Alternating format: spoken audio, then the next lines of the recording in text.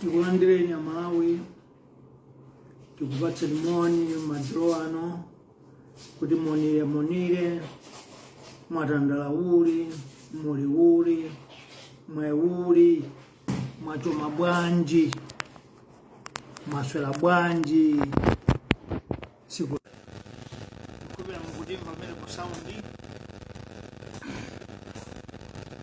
Lero pa 15 August lachiwiri tabwera ndi nyuzi zathu za Muvi kuziyankhula nanu kukupatsani masomphenya amene akubwera kutsogoloku ndi chipani chatsopano cha Muvi wa chilungamo Revolutionary Party. Mfundo zathu lero ndi zochitika zoti nonse mukuziona. Nkhani ya za Jumah chimene chagwa pansi m'dziko lathu lino kuti chakhudza zambiri. Kugwa kwa Jumah m'dziko lathuli kwakhudza kuti mwezi uno August pamene alimi ambiri m'midzimu ayamba kale kukonza minda yawo sakuti fertilizer achokera kuti. Chifukwa chosowa ndalama za dziko chuma kugwa pansi fertilizer yawo sakagulidwa boma likungoti yankhula izi mafetereza kulipo. Chachiwiri nchoti anthu 20 miliyoni nzika zonse dziko lathu zakhuzidwa ndi kusowa kwa mafuta mdziko lathu. Konseku ndikuonetseratu chithunzi choti chuma chagwa mdziko mwathu, chuma mulibe. Ife nafe tidayesetsa tidawumva kuti ma-service station ambiri, ma-filling station ambiri kulibe mafuta. Tidayesetsa ndithu kumene tili kuno kuyankhula ndi anthu. Ndipo anthu ena anena kuti atikhoza kuthandizani mafuta mpaka 6 months tikudzoti dziko lanu likuvutika likuyenda mtunda wamavuto, koma tikhoza kukupatsani mafuta fa kunoko tinawo mafuta ambiri. Tikhoza kukupatsani mudzatilipira kutha kwa miyezi 6, kutha kwa chaka, hafu ya chakayo mudzatilipira. Ife podziwa kuti izi sizokhudza ndale, sizokhudza chipani, izi nza dziko, tidayesa kuyankhula ndi nduna zingapo ya president amene nda vice president amene kwalembera chikala ifa mafoni saya. Kunoko ku Namibia kuno kuli anthu amene ali mafuta ongokhala, masitima amafuta ongokhala alipo, osunga so matanki alipo, osunga pasi pa nthaka alipo, ndiye akuti akhoza kutithandiza bola motavomereza. Manduna zonse Malawi ndikuze ziwiri zokha zimezayankha pa message osati pa phone saya. Pa message kunena kuti ayi zofunika mupite ku Nogima kapena mupite ku akuti chani kumera. Ine ndikuyankha ndi inu nduna amene dziko lanu boma lanu likulephera kupereka petrol pa dziko, mukuti ine ndipite ku Nogima, ine ndipite kumera. Kodi ndikugulitsa mafuta ndi ine nangokupatsani mwayi woti mafuta alipo. Ngati mufuna manambala anthu muyankhule nawo ndakuyankhulirani kale, mudzagwirizane magwirizano anu okunokha. Kulibe wanduna aliyense amene wakhudzidwa kuti apapa tipeze mpata akuti ayi tidzere kunoko makhala ngati kuti chifukwa mkhalidwe la boma ili loti aliyense amene angapeze nsika, aliyense amene akuthandiza dziko alowetse kachendo. Ndiye zimene amadziwa atu onse alati zoti wina akhoza kukuthandizani poona mmene dziko likuyendera sakhulupirira mona kuti pakhale kucholowabe. Amalawi ife tidayesetsa kuwapezera mafuta boma limene sapereka ndalama iliyonse, angopereka mazigwirizano zawo zamati ma-agreement asanyane mapepala. Dziko kampani imene tayipeza ku Namibia kuno itumiza mafuta ku Malawi okwana theka la chaka. Koma ndingakuwuzeni izi kuti lero lachiwiri palibe yankho iliyonse ichitika. Izi zikupereka chithunzi choti boma ili silikufuna kuti likonze chuma cha dziko, likuyang'ana kuti tikonza tokha bola ife tili mboma. Nchifukwa dziko lathu likulephera. Atu onse alliance akanakhala nzeru akanatenga antchito othandiza osangana chipani kuti awathandize zinthu zongosoka. Chifukwa ambiri kali kunja kwa boma, kali ali kunja kwa chipani, ali ndi kuthekera kwena kwache mbali ya ukoyo akhoza kuthandiza nawo. Koma anzathuwa akuopa akatero mwina agwetsedwa pa mpando kapena aoneka kulephera, koma atalephera kale. Mfundo yachiwiri, dziko lathuli likuyenera kulamulidwa ndi osati president wandale koma khale pa kampani timati CEO, Chief Executive Officer, ndiye mutu wankhani wale. Malawi akufunika CEO kuti ayendetse dziko osati wandani.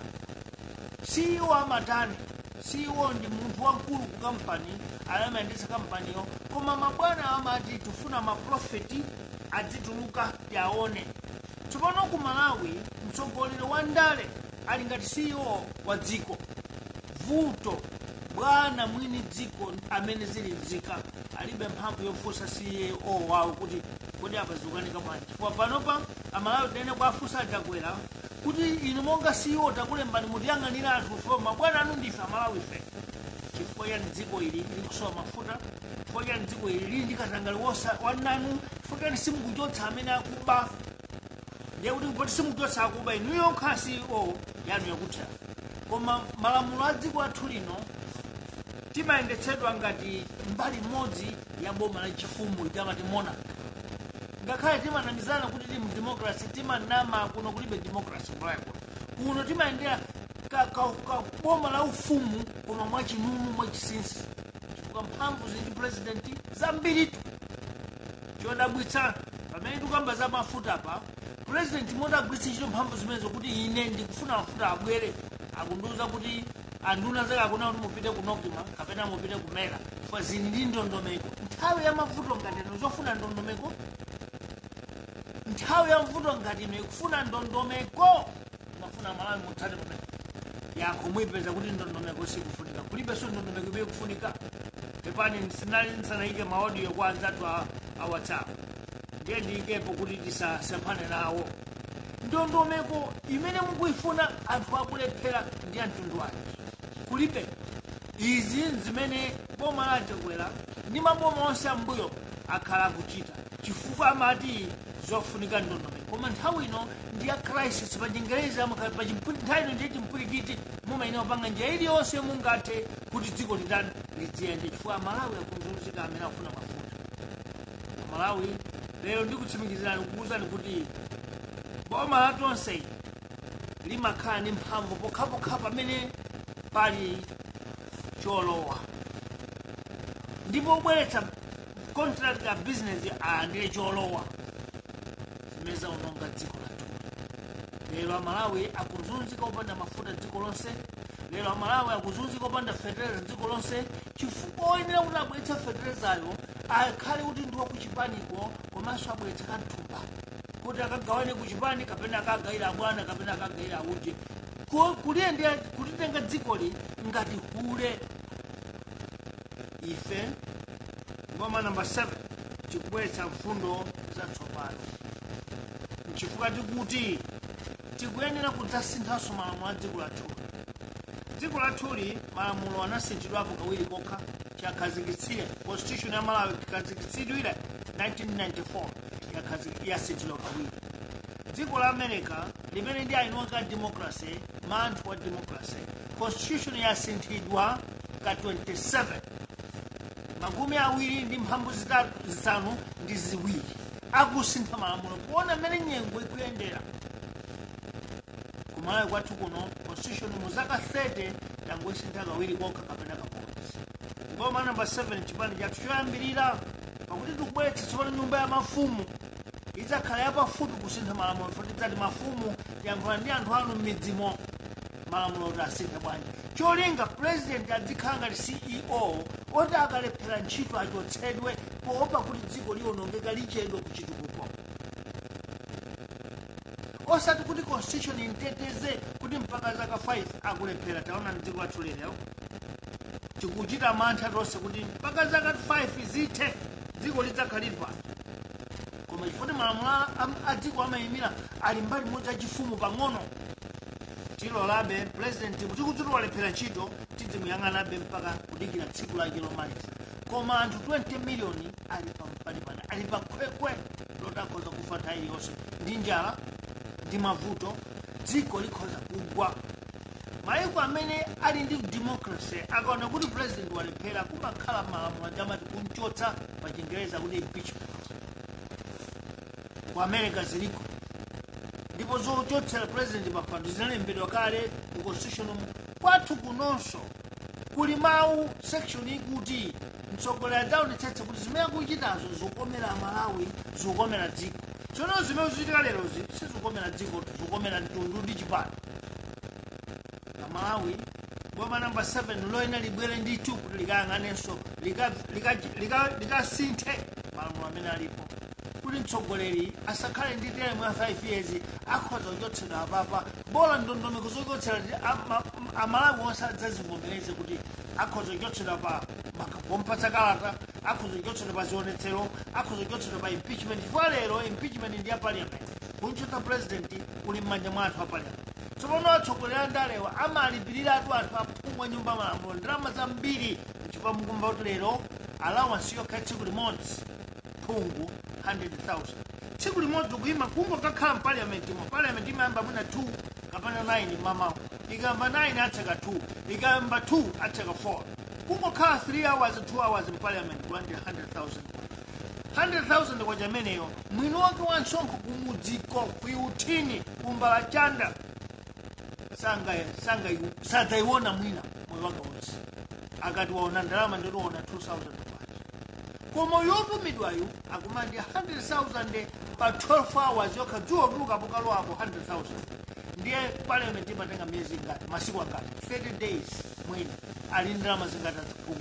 Ndiye amene mmuze kuti tiye ndikachita impeach president avomera akana. Boma namba 7 chipati kuti achinyamata tikukonjezeni, achitsikana tikukonjezeni, akuluakulu tikukonjezeni, mbwere tikalowe nyumba ya parliament tikasintha malamulo awo. Chifukwa anthu andalewa atibera kwambiri tikufuna CEO oti kutha kwa chaka adzitha kumatiuza kuti tachita ntchito iyi ikanaphikidwa koma izi zimene takolola. Amalawi nkumona kuti zoonadi uyu CEO tinsiya apitirize.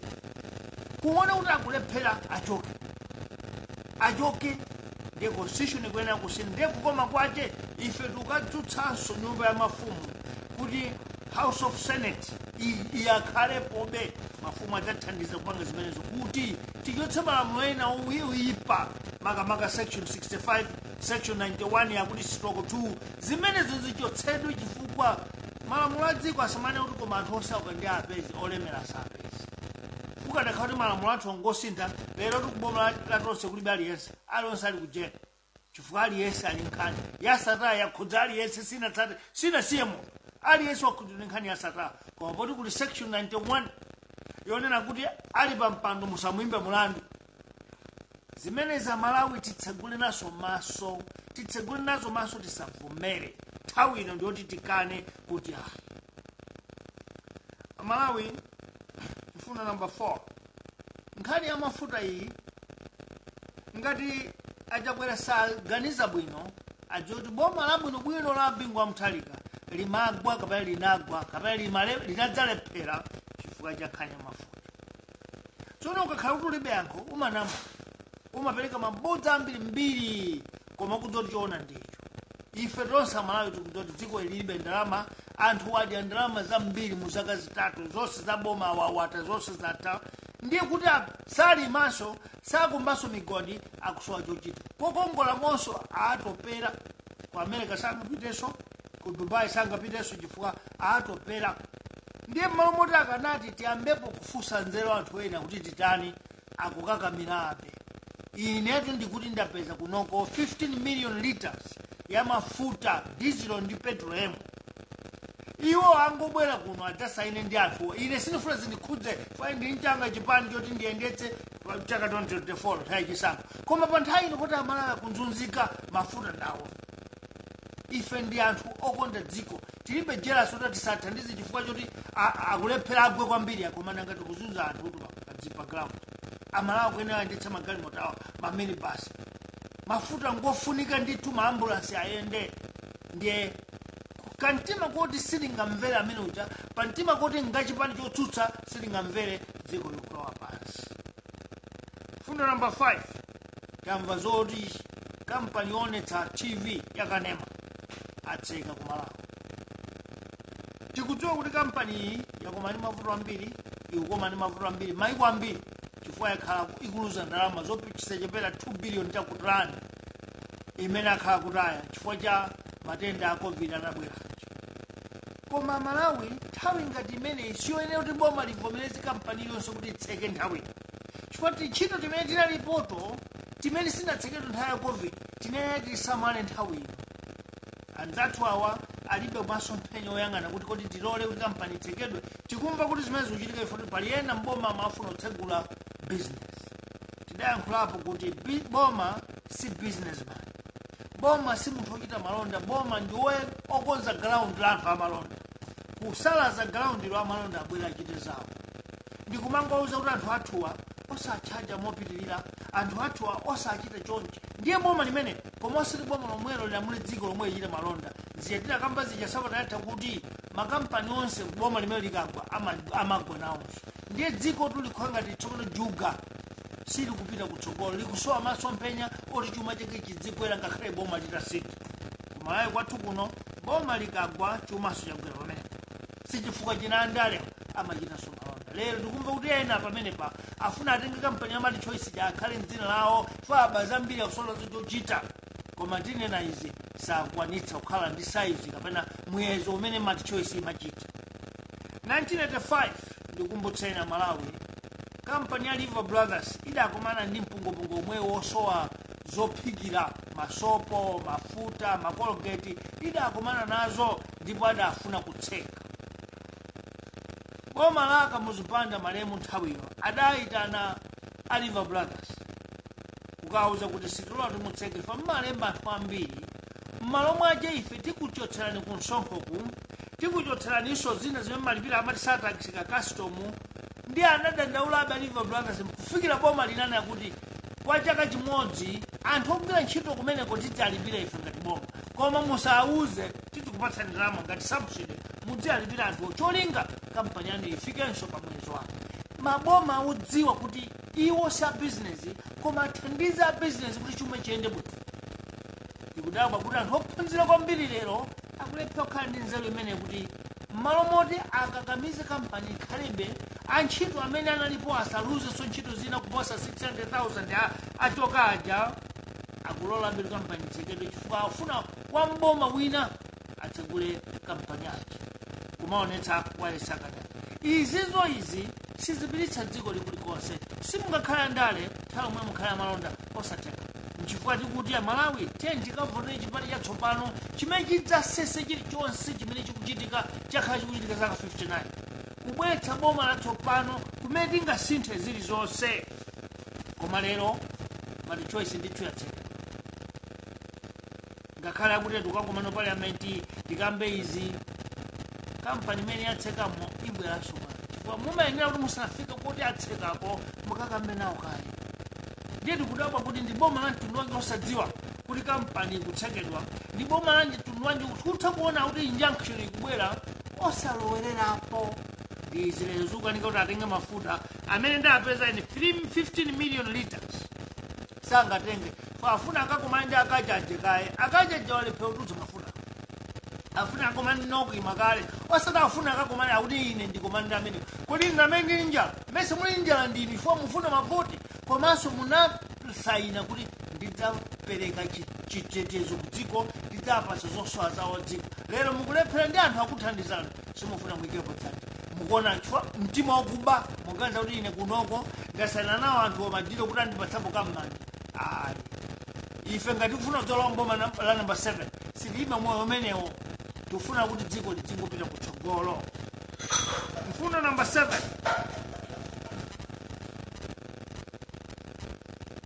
mfundo namba 7 tikuti pa nthawi ngati imeneyi yoti covid anatipweteka ntchito zinayima sichanzeru kuti makampaniso azitseka nthawi ino ngoto achonderera makampani kuti akhalani antchito amene muli nawo akhalebe nkumachita njira zina zoti makampani amene anagwa nthawi ya covid tiadzutsa bwanji boma lithandiza bwanji kuti adzuke cholinga kukhale ndi antchito Malawi kwathu kuno palibe akudandaula zimenezo boma ilili mafuna okhala pa mpando koma sakudandaula zona kuti titani kuti chuma chikwere koma malonjezo awo lero aliyese amafuza ntchito 1 million jobo zazikuti kuti akatatu kuti lero ndazimayi omwe akuchita kumayankhola kuti sili kuti akatatu sindikudziwa kuti achilima manyazi alibe sindikudzota Chakwera manyazi alibe, sindikudzota anthu onse amene akuyerekedwa manyazi alibe akamakumbutsidwa chifukwa munthu dzikhudzira ndi chikumuntima chidzikupeza kuti koma abodza ili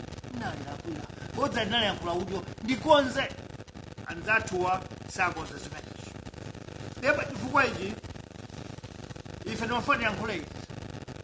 Chipani chathu nkhale chikuvuta kulembetsa tikudziwa kuti zikuchitika mwandale, koma ngati tili Amalawi ndipo malamulo achikhalire atipatsa mapepala amene, ndipo akuchedwa dala kuti Amalawi asatsegule maso, tisafike pa ground kuti atsegule maso Amalawi, koma ngakhalebe akutero Amalawi kutsegula maso basi. Chifukwa tikuchita panozi tidzigawana mbali makwalala masunagogemu midzimu mdzigawo adziwabe Amalawi kuti komatu anthu akutipondereza chona ndicho.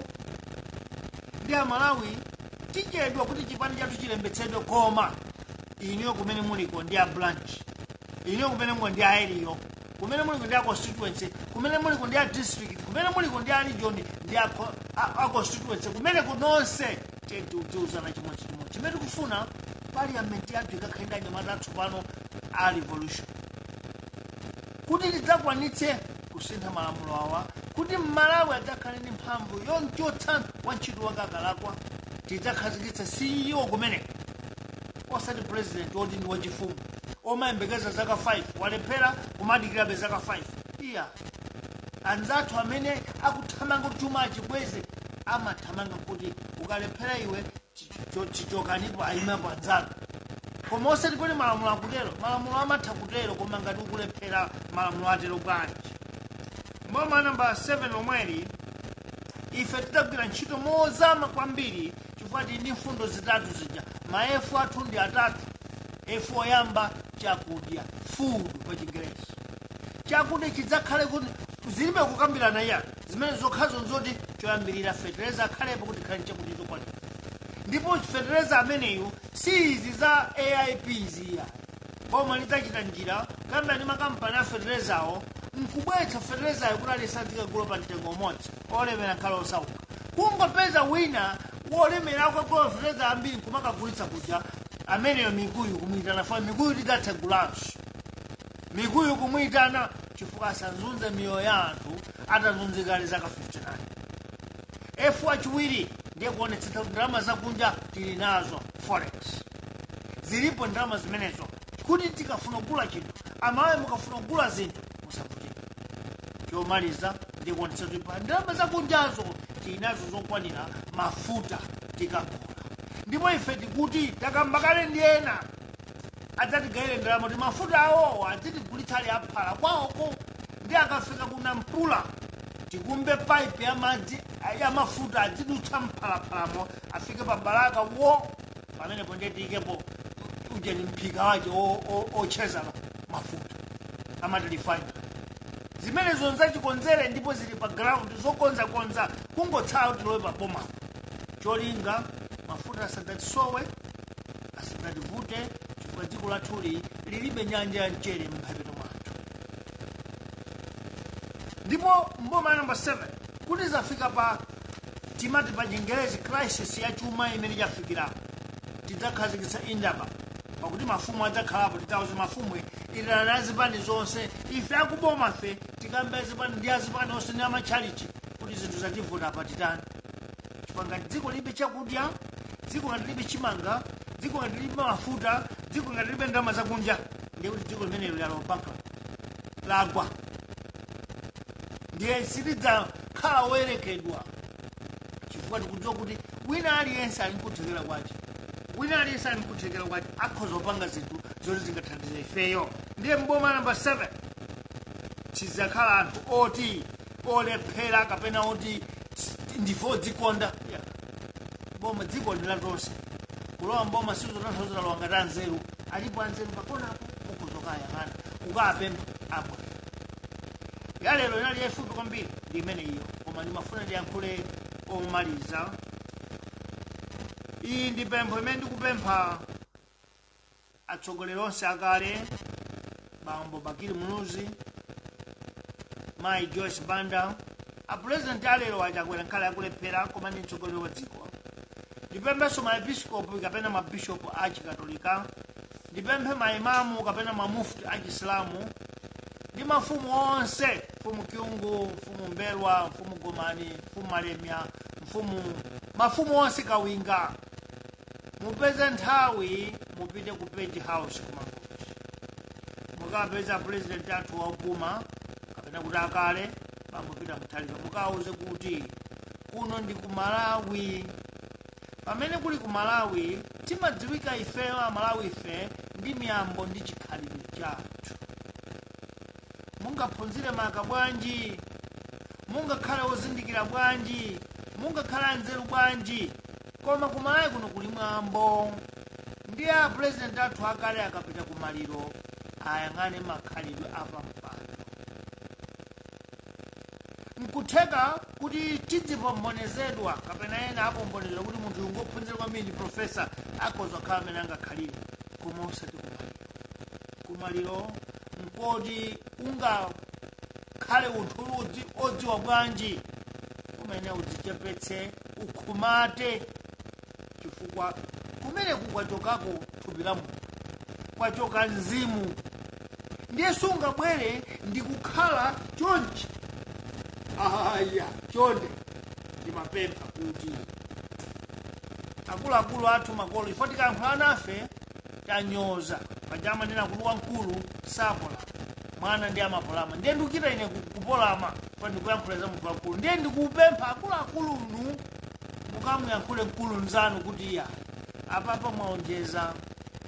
Ngakhale ku Amerikako mwakhala zaka 40ko pakachitika maliro, tinaonera maliro a Michael Jackson, atsogoleri amaonetsa ndithu chisomo. Taona maliro a Whitney Houston, anthu apansi, koma atsogoleri akuluakulu mapresidenti akabwera amadzichepetsa kudalibe kukhala motel chita. Izi tikuyankhula chifukwa amayi Gertrude Mutharika sangayankhule ndi amuna awo chifukwa pali ulemu wina umene umana kuti amuna ngati sauze zimenezi. Koma akuluakulu inu bambo Muluzi, chifukwa izi tikuyankhula inu amuluzi mwakhamupita mmaliro mumakakana kukhala pampando, mmakhala paphasa. 1994 mutangosankhidwa mukupita ku msonkhano ku Botswana, munanyamuka cha mmafolo, mutafika paja muso munapeza maliro, munayimitsa galimoto mosatsata malamulo a protocol. Munawuza kuti ngati ndili ine Muluzi imani apa ndi amene ndaonekera maliro ndi anthu a dziko langa. Munakhala pamene pika 30 minutes ndipo atakuyalira ni phasa munakana kuti ayi osatero. Mtsogoleri onetsa kupereka chithunzi kwa nduna kwa mtundu wace ndi m'bado umene ukubwera kuti mudzatengere izi. Chifukwa chimene amachita mtsogoleri chilichonse ndi chiphunzitso cha ana obwera. Ndiye ndimafuna ndipemphe kuti chithunzi bakutionetsa president athu akale si chithunzi choti m'bado okubwera uno kapena m'bado uno utati utengere kudzakhala nawo ndi mtendere, tidzakhala tikunyozedwa ndi kutukwanidwa.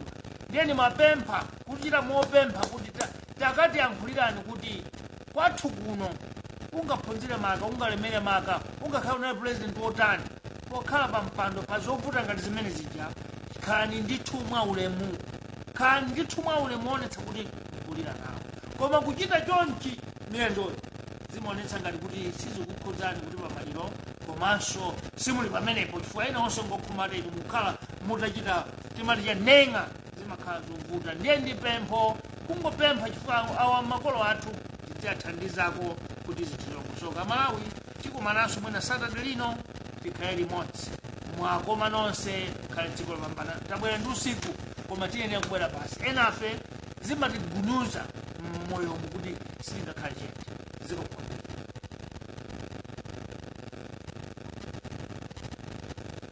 Monire Malawi mwatandawuli muliwuli mwachoma bwanji mwaswera bwanji tuswerere uli tusimbire mwadokera tani mosati. In the 29th district of our nation, in the diaspora, let us greet you in all languages you speak wherever you are. Fellow citizens, today is Muvi Bulletin on the 15th August 2023. The topic of the day is, I'm sorry for Chichewa. On audio of Chichewa, you won't be able to hear because we had not set the phone. But I'm sure this one on Facebook and YouTube, you'll get it straight away. Our topic of the day is Malawi needs a CEO to lead the country, not a politician. This time, we don't need a politician, but we need a CEO, Chief Executive Officer, to run our country. Number one, economic crisis that has engulfed Malawi is pathetic. The taxpayers are suffering, while tax eaters or tax spenders don't feel any pain. They are still living in economic comfort zone. That's very pathetic. People that pay tax, they are suffering. But those that are eating the taxes are the ones that are in comfort zone, living in luxury. Peasant farmers have not and will not access AIP. This is August. Peasant farmers, rural people, have not accessed, and they are not going to access fertilizer because this is August, and many gardens have already started being plowed. But there's no fertilizer availability, there's no hope that fertilizer is coming. And that is a sign of economic crisis in a country. 20 million citizens are affected with shortages of fuel across the country. But ministers, principal secretaries, state house staff, including the president, cannot feel this shortage because they are VIP, very important people. In our government, I want to say this. In the 7th Republic government, we are going to overtake the pyramid.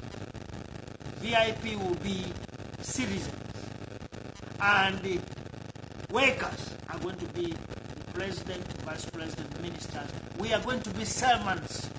So VIP, we are going to remove it because it has cheated the country and has made our country poor. Nokima cannot access fuel supplies because of lack of forex. That is the company that buys the fuel. Government don't have money, and all suppliers cannot keep supplying where their accounts are in arrears. That is the burden of our country.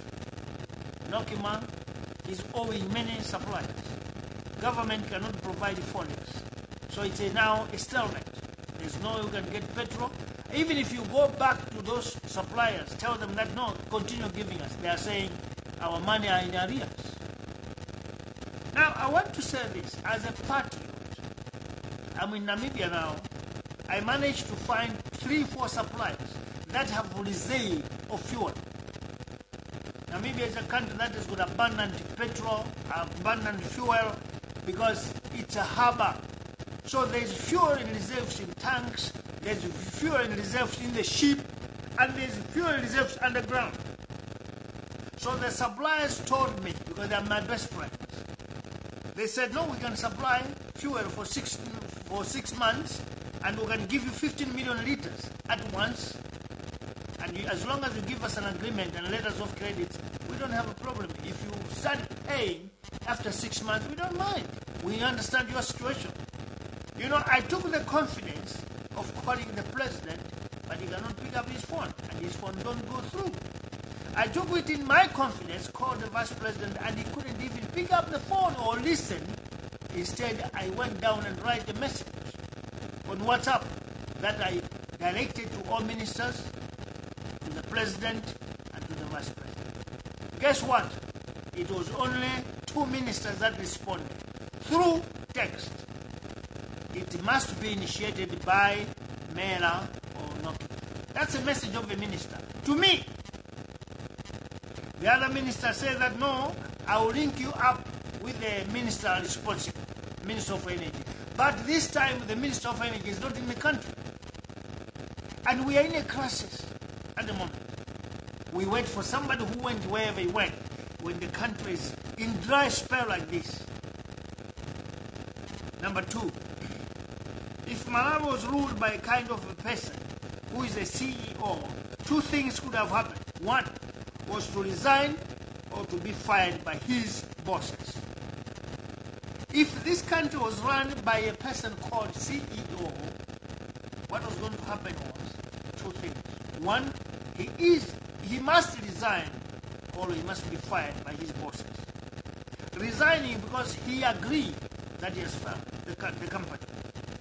Fired because the bosses see that he's not performing.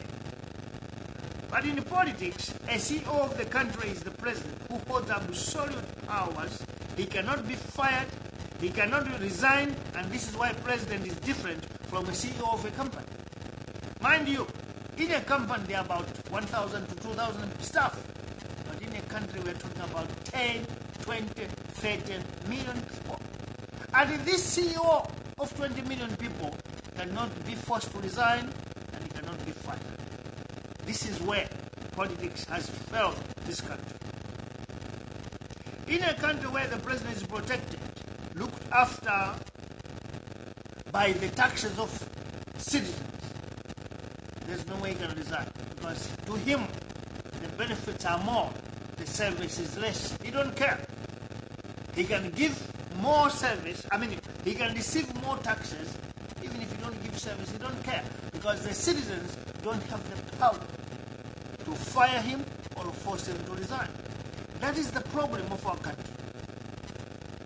This is why in MRP government, Muvi revolutionary government, our first priority will be to change the laws of the country, the constitution, so that presidents must be treated like CEOs, given a mandate, produce or go, perform or resign. That is the seventh republic. This is the only way citizens of Malawi will start to see profits of their country, and the president will start to run the country with caution. This moment, or the past 59 years, presidents were not running the country with caution. They were looking at the period, 5 years, whatever the case, I'm here. It works, it doesn't work, I perform, I don't perform. Still, I'm a president. That's why our country is collapsing, or has collapsed already. We are in economic crisis, political crisis, social crisis, everything is gone crisis. So we are a bankrupt nation. Point number 3. Looking at the current situation in Malawi, where fuel has dried up, as a patriot, I tried my best. But I'll tell you, no response has come back. The fuel that is sitting in Namibia will still be there. Yet our country, we are thirsty for fuel. The problem is, he is from our opposition political party, he is our critic, so we cannot buy through him, because perhaps he has already banked, some money have already gone to his account in South Africa, so if we do that, he has already cut the deal. We are not corrupt people. We are just doing this as patriots, looking at our country, regardless of political affiliations, because fuel does not save a flag of a political party or a party color. Fuel saves the whole nation. We are talking about ambulances that will carry our sick patients, parents and relatives, dead people that needs to be buried from hospitals. Those needs fuel. Fellow citizens, as I speak to you, no official in the government has responded for this offer. The offer of fuel is that we'll give you free 15 million liters every trip, and we can supply for 6 months as long as you give us letters of credit. Just think. But Tonse Alliance government cannot do that, because the one who is initiating this deal is Bantu Saunders. What a mess. Fellow citizens, this country is in a fuel crisis, and the citizens suffering are not only other political parties. All citizens are suffering. In the crisis like this, can one be comfortable to refer to the line ministry? This is a national crisis. This is a national disaster requiring crisis management. This is a national crisis that needs crisis management. Each and every ministry can and should get involved, but Tonse Alliance government, or let me say Malawi Congress Party government, don't see the agency to resolve the crisis, because politics is involved. If we take fuel through him, we are going to be disgraced, as we don't know. But do you know? You don't. And you could know where to go, because you have already created a lot of debts. All your suppliers are blocking you as long as you pay them. But these ones that I found here, you can come and sign the deal yourself. I don't want to be involved. There's nothing, no kickbacks. I'm somebody who wants to run a country in the next 2 years. I cannot be involved in corruption today. But I'm just trying to show you that patriots can support a government that's ruling on of the day. That's what we are doing for the sake of 20 million citizens that want to rule or rule when we win elections. They must be alive, but without fuel, they might die. Bullet number 5. We are told of the closing doors of Mad Choice, Malawi chapter.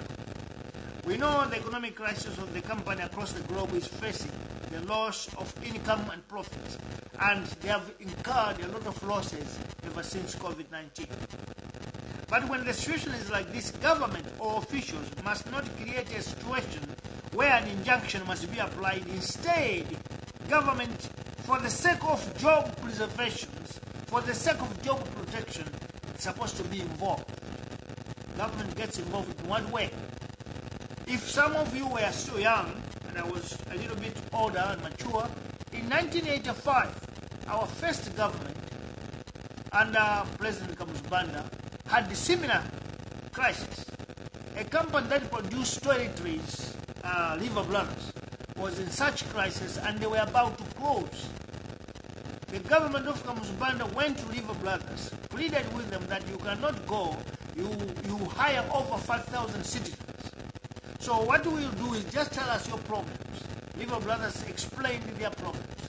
Government reduced tax or removed tax. And I'm told, some rumors say they even paid the salary of workers there for a year, just to make sure Liver Brothers stays. That's a government of the people. Today, Ton's Alliance government don't care how many employees will lose jobs under my choice. And apart from the loss in car, I'm told there was an injunction that prompted Mad Choice to close doors. When a government is a conduit in closing off companies, that one is a failed government. Fellow citizens, we shouldn't accept this, because after COVID, we were supposed to be creating more jobs, trying to preserve the jobs that are there already, other than losing. Point number 6. In our last week Muvi bulletin, we emphasized more when the government becomes the businessman and the government itself. We talked about this, that a government is not a good businessman. A government is not a businessman. It is a creator of conducive environment for business. We talked about this, but unfortunately, rumors are right that some politicians who have stolen our taxes from citizens intend to establish a similar company like Mad Choice. But as we said before, the day this ruling party falls down, or the business of these politicians are going to fall too. That's why our economy is not going up. That is why our economy is not growing up, because politicians in the government run business. When they fall, their business fall too. Malawi is not going to rise up. Fellow citizens, that's why we say a new party is coming, Muvi Revolutionary Party, which is coming to shake and overhaul all this rubbish that has taken place. We want to leave business for business people and be in the government to create a conducive environment for investment. But we cannot be creating that environment for ourselves. Then we don't wish the country good. Point number 8. The problem we have in Malawi is that democracy has not been translated fully, because in Malawi we run a country in a kind of silent monarchy, because there is too much power, absolute power, where powers overpours above the brim to the point of falling down. This is what President Jagwe is doing. He knows no one can question him. Parliament cannot impeach him. If you look at this carefully politically, you'll find that this is why MPs, members of Parliament, are receiving so much heft of money. Daily allowance is 100,000. Daily allowance. Now, if they're receiving 100,000 each per day, we're talking about 9 to 2 o'clock or 2 to 4 o'clock. They are getting 100,000 as daily allowance. What about salary? What about other benefits? So this silent monarch has created that environment so that each and every politician that has got power to impeach or voice out are silenced by lucrative, corrupt money. And this is very bad.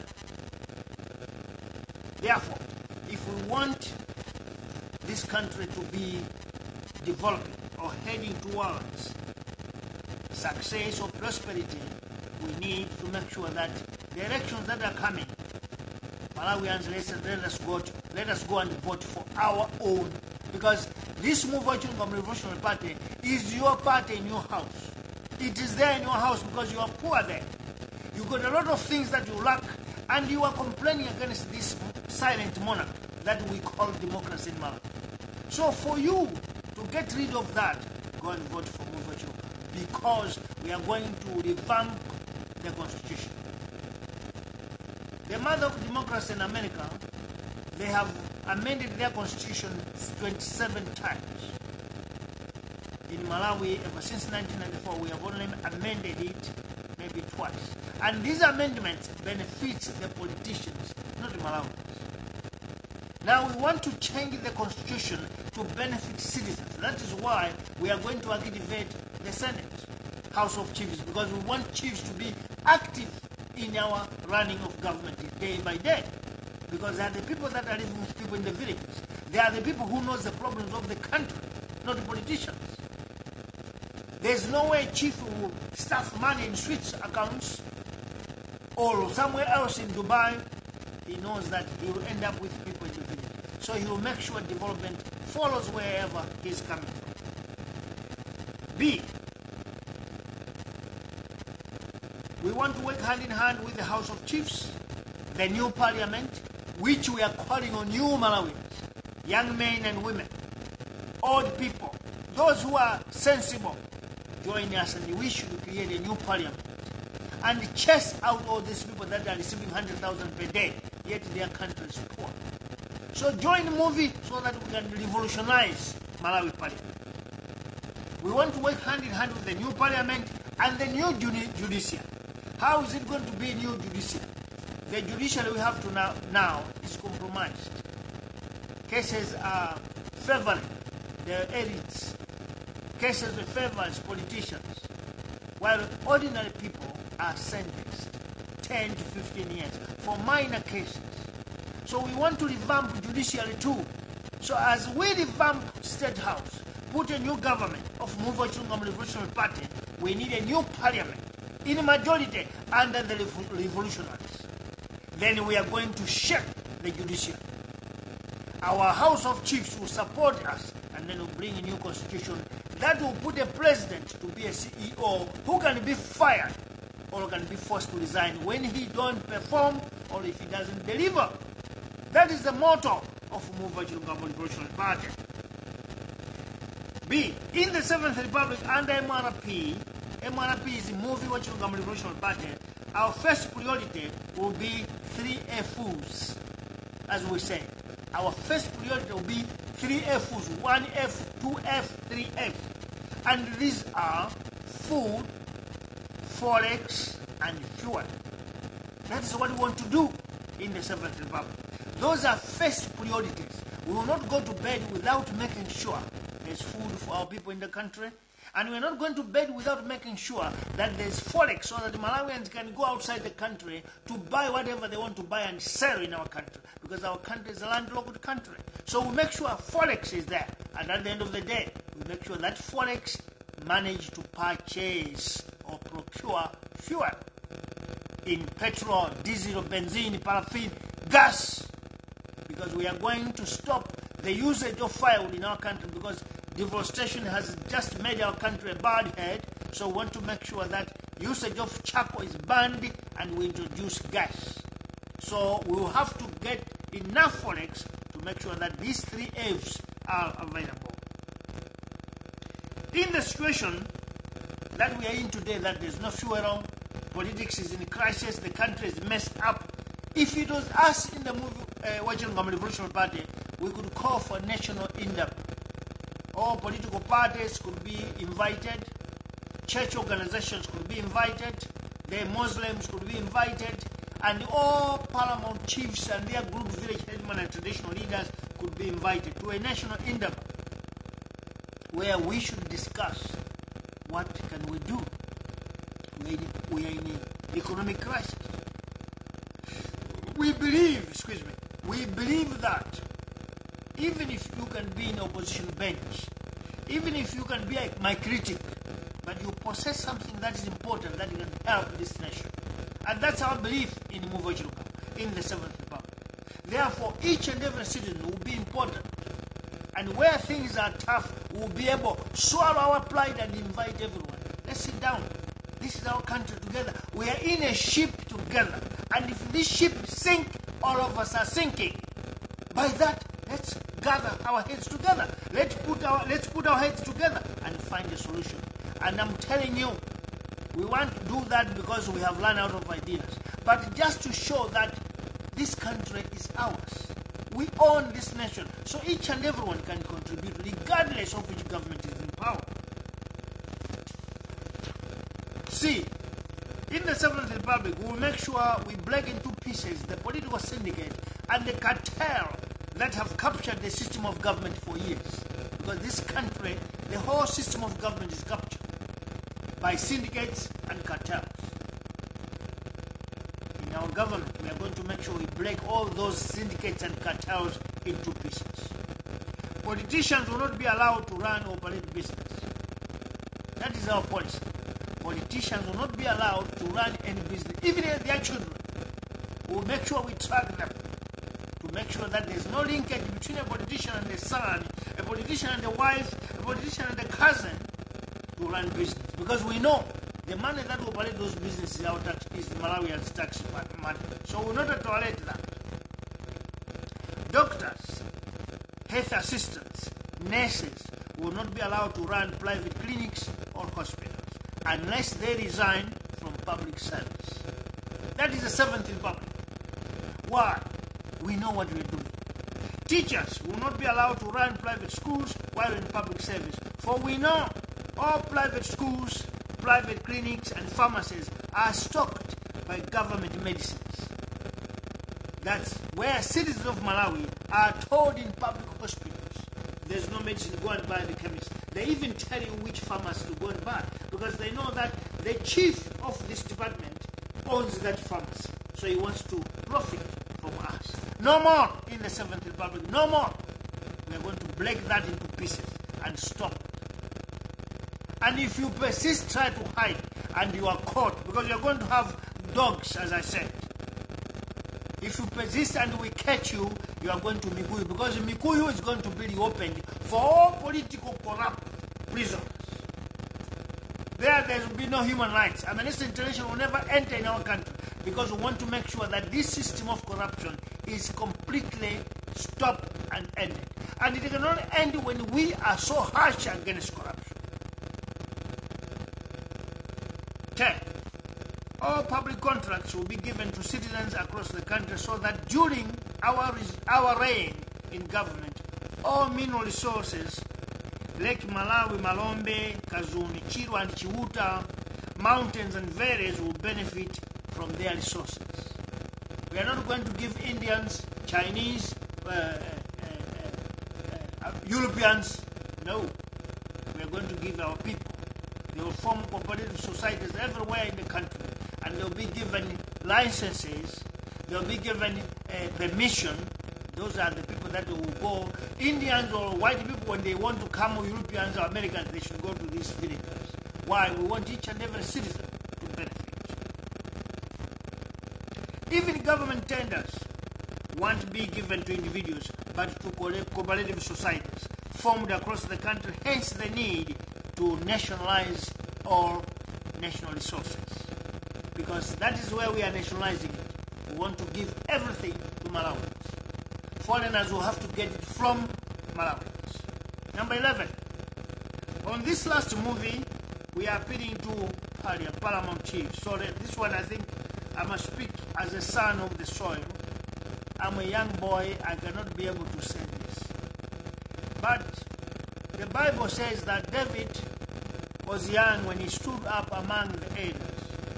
Jesus Christ was very younger, 12 years, when he sat among the priests asking questions or guiding. I was not supposed to say this because I'm too small, I'm too young, but as a patriot, a citizen, I decided to say this. I want to appeal to all paramount chiefs of our country, former Presidents Bakiri Munuzi, Madam Joyce Banda, incumbent President Lazarus Chakwera,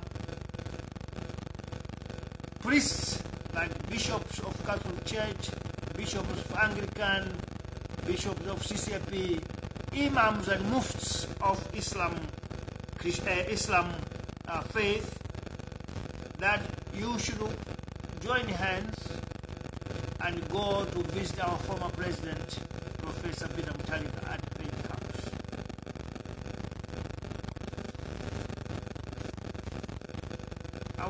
Our former president is now becoming a shame to the country because of his actions and his attitude, particularly on the sitting on the chair. We saw a picture where he attended a funeral service of his former minister, Goodluck Gondo, in the north. His stature of sitting on the chair was not Malawi. It was un-Malawi. It was even un-American. It was even anti-African. It is even anti-European. In a funeral, you can't sit like this. You do that maybe when you are proposing a girl at the bar or somewhere. But in a funeral where somebody has lost life, we need to be human enough, human indeed. But our former president could not behave that way. So I appeal to our leaders to go and talk to our former president in respect that he's a father figure, he's a former president, he's a leader of example, whereby generations of today and in the future will have to take something from him. Let not the generation coming take that style of sitting like this. That is un-Malawian, that is not tolerated, that is not traditional, that is not cultural. Well, some people may say that no, he's too much educated. Education does not reduce or remove manners, culture and traditions. You can be educated, you remain a Malawi. You can be educated, you remain a Ghanaian. You can be educated, you remain a Nigerian. You can be educated, you remain a Namibian. You can be educated, but you remain a South African, whereby cultural and traditional values are upheld. That's what makes us Africans. So let us not be laughed at when people start asking, where was this man? Now, it will be tough for us to say it was at a funeral. We'll be asking, do you sit like this in Malawi at a funeral? I want to give you an example of our democratic president, Bakiri Munuzi. Former President Bakiri Munuzi left a legacy to all of us as a generation. And if I'm a president of Malawi, I will do the same thing that he was doing, going into funerals and behave as a citizen, not as a president. In 1994, after being a president, he was flying to Botswana. There was a meeting somewhere, and he left 4 a.m. from Mozambique. Somewhere around Chemusa area, there was a funeral by this road, main road that he was passing. You know, President Munuzi blocked the protocol. The official protocol of government is that the president will leave point A up to point B non-stop. But President Munuzi demanded or commanded a convoy of 30 or 40 cars to stop for him to attend the funeral for 30 minutes. But the flight was waiting for him. A plane was waiting for him at the airport. He stopped the whole convoy and went to attend on the funeral for 30 minutes. And I want to tell you this thing that he made to give us a good lesson. He went to sit on the floor, on the ground. He was not given a chair. They wanted to give him a chair, but he said, no. As long as others are sitting down, I will sit down. He sat down. Former President Joyce Banda is another example. She sits with people. She don't care that her clothes are clean. She sits with grandmothers, grandparents, and she was even carrying a pail of water. These are leaders we need in Malawi to leave a legacy so that the generation coming must not be a complicated or conflicted generation. I appeal to all paramount chiefs that I've mentioned, former president, in respect, go to the former president and tell him that this is not Malawianism. This is anti-Malawianism. This is anti-African. This is even anti-American. Because we have watched former presidents attending Michael Jackson funeral, Whitney Houston funeral, Aretha Franklin funeral. Former president or incumbent president have never sat the way our former president sits in funerals. That type of stature, you do it when you're in a bar, you're in a wedding, or you're proposing a girl. But our grandfather is an old man. He cannot do that. Please, I appeal, with respect, try to talk to the president. He needs to leave a legacy. Every action he does, it's a copyright for us. We will copy from it. But is that good to copy? Funerals are very decent. We need to give respect. Fellow citizens, it was a short one today. Let us meet again, maybe Saturday or Friday, when we continue with our programs. But I want to say, Muvi Chilungamo is coming, whether we are registered or not, but is coming because it is the only party that will change the trajectory of our politics, social standard, as well as economy. Thank you very much. You are with me, President of the party, Bantu Saunders Jumah, a revolutionary and commander-in-chief. Thank you.